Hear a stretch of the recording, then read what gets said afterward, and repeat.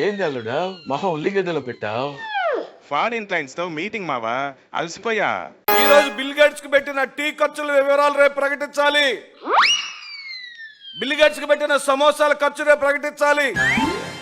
Bill gates కోసం పెట్టిన snacks భోజనాల ఖర్చులు, మీరు తైతక్కలాడడానికి చేసిన కార్పెట్ ఖర్చులు, ఆ వివరాలన్నీ కూడా రేపు ప్రజలకు వివరించి చెప్పాలి. ఫారిన్ క్లయింట్సా? అయితే బాగా ఖర్చు అయి ఉంటదిగా. టీలు సమోసాలు తెప్పించావా?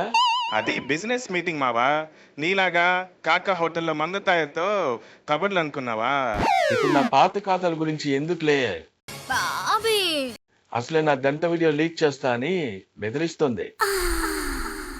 లుక్కాపి లెక్క సంగతి తెలుసు. టీలు సమోసాలు స్నాక్స్ భోజనాలకు ఎంత ఖర్చు అయింది? నీకు దండం పెడతా, కావాలంటే 5 రూపాయలు పేటిఎం చేస్తా, కాసేపు సైలెంట్ గా ఉంది మామ. పేటిఎం కరో. టీలు సమోసాల లెక్క తేలే వరకు నేను సైలెంట్ గా ఉండను. నీలాంటోడే ₹1,00,00,000 పెట్టి ఇల్లు కట్టానంటే గుమ్మ ముందు కట్టిన గుమ్మడికాయ ఇంత అడిగారట. లైఫ్ చేంజ్ అయ్యి బిజినెస్ మీటింగ్ జరిగితే బొలుపు గొర్రెలాగా టీలు సమోసాలు అంటావేంటి? నువ్వు ఇంతకన్నా దిగజారు అనుకున్న ప్రతిసారి యు ప్రూవ్ మీ రాంగ్. ఏంది అల్లుడు, ఖర్చులు అనవటం కూడా దిగజాడమేనా? పెద్ద పెద్ద లీడర్లే టీలు సమోసాల ఖర్చులు అడుగుతున్నారు తెలుసా?